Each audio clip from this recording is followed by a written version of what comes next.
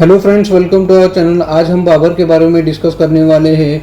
बाबर कौन था, कैसे उसको आमंत्रित किया गया था इंडिया को इन्वेड करने के लिए, कौन कौन सी बैटल उसने लड़ी थी, उसके बाद में कौन कौन से टाइटल उसने लिए थे, ये प्रीलियम पॉइंट ऑफ व्यू से हम डिस्कस करने वाले हैं।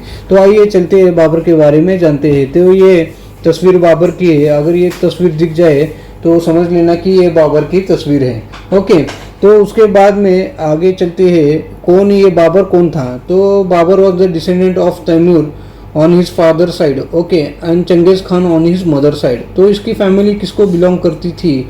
जो टर्किश रेस है, चागतिया सेक्शन जो है, इससे इसकी फैमिली बिलोंग करती थी।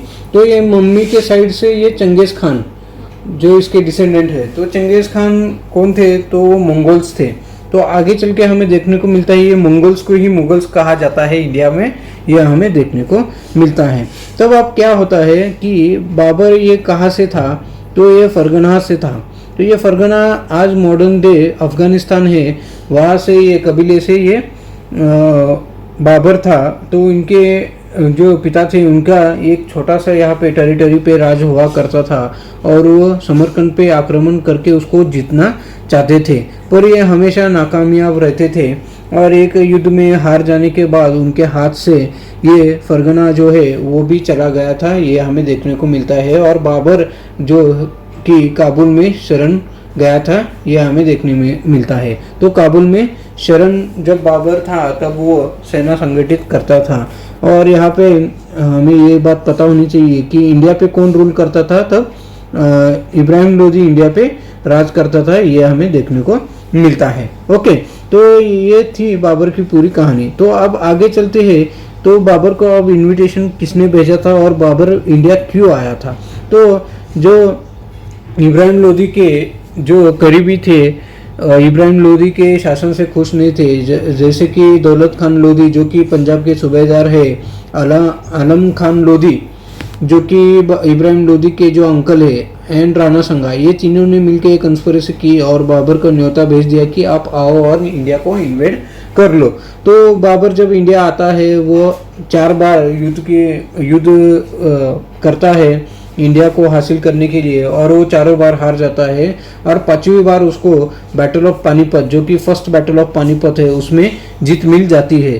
तो ये फर्स्ट बैटल ऑफ पानीपत में जीत क्यों मिल जाती है? क्योंकि वो टेक्नोलॉजी के हिसाब से वो बाकी राज्यों से अलग इसकी टेक्नोलॉजी थी। उसने इस युद्ध में गन पाउडर का भी यूज़ किया था और आर्टिलरीज का भी यूज़ उसने बहुत बखूबी किया था इस युद्ध में। इसके बदौलत ही वो फर्स्ट बैटल ऑफ पानीपत जीत जाता है, जो कि इब्राहिम लोदी और बाबर के बीच में होती है, ये हमें देखने को मिलता है। अब आगे हम देखते हैं कि ये Panipat, first battle of Panipat. Okay, तो आगे 1526 में इसको दिल्ली की गद्दी मिल जाती है। अब वो राज विस्तार करना चालू कर देता है।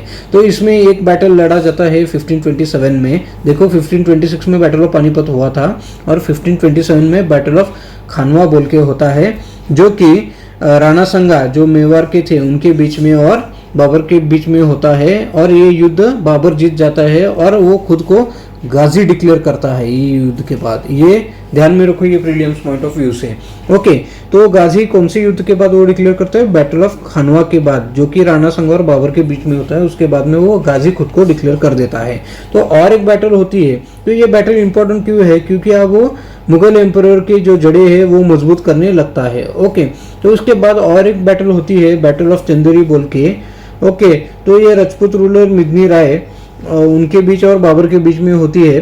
तो ये 1528 में होती है, ये हमें ध्यान रखना है। अब ये राज विस्तार की ओर चल पड़ा है। ओके, ये देखो मुगल एम्परर के जड़े मजबूत कर रहा है ये। ओके, उसके बाद और एक इम्पोर्टेंट बैटल होती है 1529 में, जिसका नाम है बैटल ऑफ घाघरा।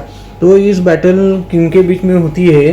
जो मोहम्मद लोदी जो कि इब्राहिम लोदी के अंकल है उनके बीच में और बाबर के बीच में होती है। और ये युद्ध वो जीत जाता है। ये बैटल यूनिक क्यों है? क्योंकि ये बैटल ऑफ घाघरा यूनिक क्यों है? क्योंकि ये ज़मीन पे भी लड़ा गया था और पानी में भी लड़ा गया था।